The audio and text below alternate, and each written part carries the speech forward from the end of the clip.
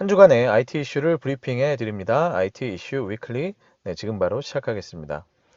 네, 2021년 11월 8일에 방송이고요. 저는 스타트업 전문 컨설팅사 디토 파트너스 그룹의 최유환입니다. 자, 오늘 역시 한 가지 이슈 콕 집어 왔습니다. 자, 카카오의 3분기 실적에 우리가 주목해야 하는 이유는 과연 무엇일까요? 사실 지난주에 카카오의 3분기 실적이 나오고 나서 많은 언론들에서 나왔던 기사 제목이 있죠. 뭐냐면 네이버를 이겼다. 예, 네이버를 제쳤다. 뭐 이런 얘기들이 많이 나왔습니다. 뭐 최대 실적 이런 키워드도 많이 나왔는데, 자, 그러나 이제 진짜 중요한 거는 사실은 이게 아니다라는 거죠. 뭐 네이버를 이겼다고는 하지만 뭐 여기엔 여러 가지 변수가 있습니다. 지금 네이버의 실적에는 라인이 반영되어 있지 않고, 또 카카오의 실적에는 반대로 얘기하면 또 두나무 같은 것들이 반영되어 있지 않죠. 그러니까 뭐 사실 이거를 가지고 뭐 누가 뭐 누굴 이겼다 이렇게 얘기하는 건 저는 뭐 크게 의미가 없어 보였어요.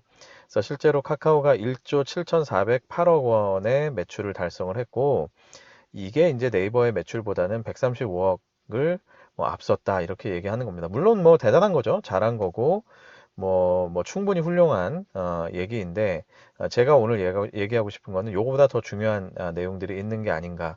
저는 카카오의 실적을 보면서 좀 다른 포인트들이 눈에 띄었습니다. 본격적인 얘기를 하기에 앞서서, 자, 카카오가 발표했던 실적표를 한번 보시죠. 간단하게 제가 훑어드리고 제가 드리고 싶은 얘기를 전해드리도록 하겠습니다. 일단 매출을 보면 1조 7,408억 원을 기록을 했고, 영업이익은 1,682억 원 이렇게 기록을 했습니다. 그래서 영업이익률은 9.7%. 사실은 좀 다소 낮은 편이죠. 예, 네이버가 보통 20% 전후를 기록하는 것에 비하면 영업이익률은 좀 상대적으로 낮다 이렇게 볼 수 있겠습니다.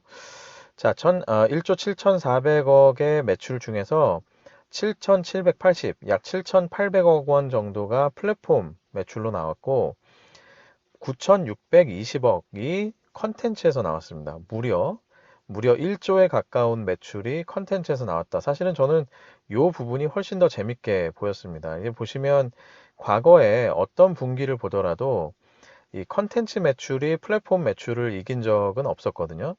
근데 이번 분기에 제가 눈에 띄게 봤던 것은 드디어 이 컨텐츠 매출이 이 플랫폼의 매출을 이겼구나. 그리고 또한 이긴 것뿐만 아니라 전체적인 포션에 있어서도 굉장히 높은 비중을 차지를 했죠. 자, 물론 여기에는 뭐 반론이 있을 수 있습니다. 왜냐하면 게임의 매출이 너무 급격하게 올라갔죠.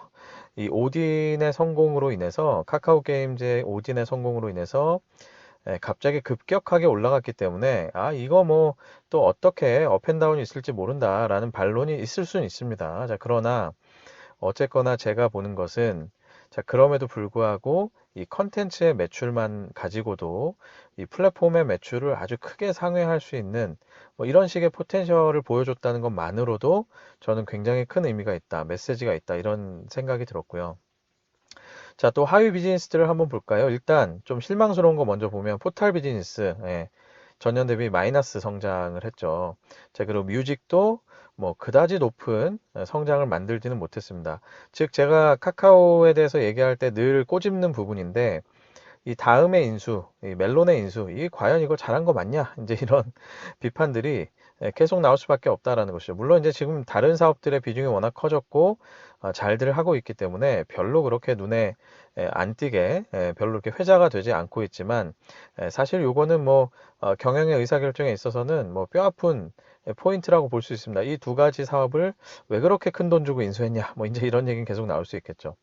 자, 오늘 근데 뭐 아쉬운 얘기 하자고 제가 펼친 건 아니니까 빠르게 넘어가 보죠. 자, 그리고 재밌는 것은 최근에 규제에 대한 이 강도가 강해졌죠. 이 규제 강도가 강해졌는데, 그 부분에 민감한 부분이 바로 이 플랫폼 기타에 대한 부분입니다. 여기에 모빌리티에 대한 얘기, 뭐 페이라든지 이런 것들이 여기에 속하기 때문에, 이 소위 말해서 카카오가 규제 강도가 세짐에 따라서 영향을 받을 거야 라고 했던 부분은 사실은 전체 사업이 아니라 요 이제 플랫폼 기타에 해당되는 부분이죠.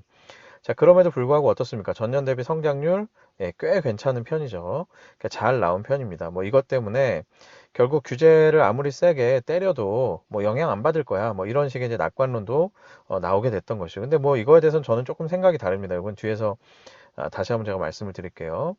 자, 그리고 역시나 말씀드린 대로 게임의 선전이 굉장히 큰 역할을 했고, 뭐 스토리라든지 미디어 이런 쪽의 성장률도 굉장히 높게 잘 나왔죠. 그러니까 전반적으로 보면은 전체적인 사업들이 높은 성장률을 이루면서 잘 했고, 특히 이제 컨텐츠 부문 그 중에서도 특히 게임의 역할이 굉장히 컸다. 이런 것들을 이제 보실 수 있을 겁니다.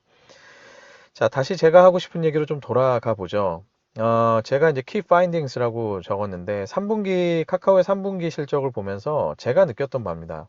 자, 앞에서 뭐 말씀드렸던 건데 다시 정리를 좀 해볼게요. 일단 첫 번째, 컨텐츠 부문이 와, 절반 이상을 이제 차지하는구나. 최초로 절반 이상의 비중을 차지했다라는 굉장히 의미심장한 숫자를 보여줬다. 두 번째, 그 중에서 특히 게임이 다 했네. 게임이 다 했습니다. 게임이 엄청나게 많은 매출을 만들어내면서 사실은 컨텐츠 부문의 성장, 그리고 전체 카카오의 성장을 완전히 견인했다. 이렇게 봐도 과언이 아니겠죠. 자, 그리고 플랫폼 규제에도 불구하고 플랫폼 기타 사업 뭐 선방을 했다. 여기까지는 이제 팩트인 것 같은데, 근데 제가 느끼는 건 그렇습니다. 이게 선방은 했지만 앞으로 분명히 위축이 계속 되긴 할 거다. 이런 생각이 들어요. 그러니까 아무래도 규제의 칼날이 좀 더 날카로워지고 여기저기 보는 눈들이 많아지고 그리고 또 지금 뭐 대선 전국이잖아요. 그죠? 그러면은 아무래도 여러 가지 그 사회의 목소리들에 뭐 정책 위반자라든지 아니면 대선 후보들이라든지 이런 사람들이 귀를 기울일 수밖에 없는 상황이거든요. 자, 그렇게 되면 과연 빅테크의 힘이 몰리는 것을 과연 누가 좋아할 거냐. 그러니까 한동안 아마 이런 부분들은 좀 위축이 될 겁니다. 그리고 사실 이번에 뭐 국감에 김범수 의장이 막 세 번이나 불려갔죠. 그러니까 그게 아무리 뭐 김범수 의장이 뭐 의장으로서 이렇게 갔다 하더라도 뭐 개인적인 어떤 그런 그 타격, 뭐 뭐랄까요, 좀 뭐 위축감 이런 게 아마 없지 않을 거예요. 뭐 이게 제가 뭐 김범수 의장님을 뭐 직접 만나서 얘기를 들어본 건 아니지만 그냥 인지상정이 그렇다는 거죠. 자, 그렇게 되면 자, 과연 카카오가 향후에 다양한 형태의 플랫폼에 있어서의 신사업, 그러니까 플랫폼이라는 형태의 다양한 신사업을 벌이는 것에 대해서 과거만큼 적극적일 수 있을까라고 생각하면 아마 그 정도까지는 아닐 것 같다라는 게 저의 생각입니다. 자, 그렇기 때문에 요 세 가지 포인트를 이렇게 다 정리를 좀 하다 보니까 저한테 든 생각은 이거였어요. 야, 이제는 카카오를 컨텐츠 회사로 봐야 되나? 이런 생각이 들더라고요. 이게 이제 굉장히 중요한 얘기인데 지금까지는 카카오가 카카오톡으로 성공을 했고 또 성장을 했고 그 톡을 위시해서 뭐 톡비즈라든지 뭐 게임에 대한 퍼블리싱이라든지 이런 것들로 돈을 벌어왔는데 자, 이제는 어떻게 보면 그런 식의 플랫폼 비즈니스가 아니라 와, 이젠 진짜 명실공히 어떻게 보면 컨텐츠를 만들고 컨텐츠를 파는 그런 회사로 보는 게 맞지 않나라는 생각이 들었습니다. 뭐 제가 알기로도 김범수 의장님은 뭐 늘 사석에서도 그렇고 공식적인 자리에서도 그렇고 이 컨텐츠 진심이다 이런 얘기를 되게 많이 하신 걸로 알고 있어요. 그만큼 이제 컨텐츠 사업에 열의가 있고 열정이 있고 지금까지 보면은 뭐 게임도 그렇고 뭐 방송이라든지 뭐 그쵸? 영상, 음악 뭐 이런 분야에서 굉장히 거물급들을 과감하게 모셔오면서 이 카카오라는 하우스 안에서 컨텐츠를 직접 제작할 수 있는 경쟁력 있는 컨텐츠를 제작할 수 있는 그런 환경을 계속해서 구축해 왔죠. 그런 것들이 어떻게 보면 지금 이번 분기에 제대로 이제 꽃을 피운 게 아닌가 이런 생각이 들고 거기에 더해서 플랫폼에 대한 규제가 점점 더 강해지는 이런 상황. 그러니까 이미 그렇지 않아도 김범수 의장이라는 분, 또 카카오라는 회사는 이 컨텐츠에 굉장히 진심이었는데 또 하필 또 그런 상황에 플랫폼 비즈니스에 대해서는 계속 규제를 해요. 자, 그럼 어떻게 되겠습니까? 당연히 컨텐츠 쪽으로 조금 더 힘이 실리지 않겠냐 이런 생각이 들었습니다. 자, 그래서 뭐 오늘 드리고 싶은 얘기는 이거였어요. 네이버를 이겼다 이런 것보다 사실 더 중요한 거는 이번 분기에 제가 보면서 느낀 건, 야, 이번 분기가 어쩌면 카카오로서는 정체성 전환의 어떤 그런 굉장히 중요한 전환점이 될 수도 있겠다. 뭐 이건 이제 시간이 흐르고 보면 알 수 있겠죠.